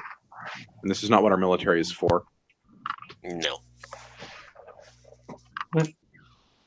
On the upside, shout out to the Lawrence Scotts. Sounds like you guys are getting a new CEO. Be a job opening before you know it. Dude, government job. No one loses their government job. No, you just get promoted upwards. The Army is a unique and special place in where you actually can lose your job. You won't get, for this, they won't be removed from the military, but I foresee the Lawrence Scotts getting a new CO in the future.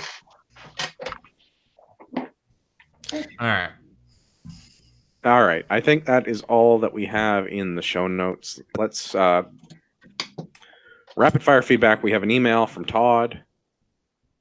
Nice. Todd asks, how about a live interview with Earl? Oh, Earl's a pretty busy guy, isn't he? As soon as we get Earl on the internet, I will work on that. We can work on it. It's difficult to do a live interview with a cassette. Well, we have to get all the way out to his cabin. Then we have to hook up the microphone to the cassette tape recorder. And we have to make sure we're not around when he's got a fresh axe handle, because I don't want to get a cake eater down the Union Hall. No, you certainly don't want to do that. Then we got to put the dogs outside, and it takes a while, right? Yeah. We'll try. It'd be worth it. Yeah. See what we can do for you. All right. Where can everybody find everybody on the internet? Gavin, where can people find you? You can find me on Instagram at urbex_GTA. Ian, where can everybody find you on the internet? Well, it turns out you can email me the islandretreat@gmail.com. You can also find me on Canadian Prepper Podcast, now on iTunes. We record the podcast live on YouTube channel, The Island Retreat. Turns out you can also find me on Facebook now, under the CCFR. How's that sound? And then, actually, just a side note there, going by the previous week's show notes, I've never been rickrolled before via the internet until I went to betterunder.biz. Actually, you still haven't been rickrolled. I was like, where do I know that tune from? Oh, yeah. Okay, never mind. Yeah. That was embarrassing. Nice. Yeah. That website is awesome. Is it, though? It is awesome. Go there to get all your better medical supplies. Yeah. You'll also be able to meet Ian and I in person if you make your way out to Drumheller for the podcast charity shoot. I may or may not have swag from the other podcast as well. Oh, right. We should loop back on that. Marty, where can everybody find the show? Facebook.com/Canadian Patriot Podcast. And that's it for the show notes. So that's it. Yeah. Just Facebook. Well, no, the podcast thing. I have not put it in the show notes because I am remiss. I'm the worst host ever. Somebody will have the drop, I'm sure. 9th Annual Canadian Firearms Podcast or Charity Shoot. This is taking place July 6th. Drumheller District Shooting Association. Obviously, it's in Drumheller. Up to 150 shooters from across the country. So I guess Ian and Gavin are vying for who's going the furthest. Yeah. Yeah, and then also you may or may not find a Stop the Bleed class there. Yeah, I will be running that. That's why I'm bringing this up, because I was promised that as a sponsor, we would be featured, Ragnarok Tactical, rather, would be featured on 8 pro firearms podcasts. I have yet to hear anyone featuring us on any pro firearms podcast Well, in Canada. you should tune into Canadian Prepper podcast last episode because I plugged us good. Yeah, you plugged us. Yeah. But we're looking at you, Trevor. Looking at you, bud. So does Ian still count as traveling from the furthest away if he flew there himself? No, actually, matter of fact, I'm driving because I'm bringing ammo and all sorts of goodness across the Rocky Mountains there. Yeah, there's no way to put ammo in an airplane. Come on. So I'm driving. So I'm doing about a 12-hour drive to get out there. Oh, yeah. Gavin wins. Yeah, Gavin still wins. Yeah. Gavin wins. Okay. If he sleeps during the airplane flight, does that really count? Oh, no. If he's not actually powering the airplane, it doesn't count. Or driving the airplane, because that's, I guess, you're driving the car. I'm not sure. I don't know. Anyway. Either way, we'll be there for drunken shenanigans. Angela is coming as well. I'll be teaching a Stop the Bleed class or two. You can buy tickets, go to the Ragnarok site on the Facebooks, and you can find links to do that. So Ragnarok Tactical will be a sponsor. There is a medical kit up for grabs somehow. Gavin is teaching Stop the Bleed courses. There is some sort of shooting events going on. Lots of drinking. I am unclear on basically what is happening here. There is some sort of a silent auction taking place at some point. Okay, and so I believe there'll be pulled pork served too. Yeah, so it's rifle up to 300 yards, and it's pistol up to 50 yards officially, but they're going to have a 500 Smith & Wesson with free ammo for those that are willing to try. And you can shoot up to 300 yards with the pistol, supposedly. Heck yeah. All right, I'll see you guys in Drumheller. And the pulled pork meal, they're going to put up to 2 or 3 pigs in the ground, depending on how many people sign up. And it's $40 for the tournament, $40 for the pig roast. And the more people that sign up, the more pigs they throw on the ground. And it's going to be at a little local saloon. So it sounds like it'll be a thing. We're a sponsor. CPP is involved insofar as Gavin and Ian will be there, and they are panelists on CPP, so we'll be represented. Ragnarok Tactical is a sponsor, so we'll be represented. Win yourself a first aid kit. I don't think there's anything else to tell anyone about that, because I still have not actually received any ad copy about what they want read on this. I don't know who the other sponsors, if any, are. And I don't know who other podcasts are attending or sharing information about this, because, again, nothing has been communicated to me. Worst podcast host ever. Do you want to know who the charity is? No. We're good. Fair enough. I think it says it. It's the Big Country I have that. It's Big Country Anti-Violence Association, the BCAVA. Correct. And they are a not-for-profit charity that links the areas most vulnerable with emergency shelter and aid. Yeah, I got that in the email. Yeah. I got that part. The important part is we'll be there. We'll be drinking. Come out, play guns, and maybe learn some stuff too. Yeah, sweet. Donate some money towards BC AIDS. Yeah. I need to apologize to Rod Giltaca, as we do every week, although for this week it is a different reason.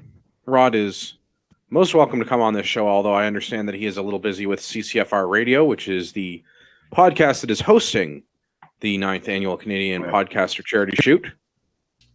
And if you make it out to Drumheller, you may actually see Thunderdome with Ian and Rod being in the same place at the same time. It is true. We had a chance to go eye to eye, mano a mano, for a couple seconds there. For the weigh-in? Yeah, for about 2 weeks. We kind of eyed each other up and mentioned that we'd see each other again at the podcast for charity shoot. And we'll see what shenanigans ensue from there. Yeah. All right. I think that covers everything in the notes. For all of our listeners out there in podcast land, I'd like to remind you that you are the true North, strong and free.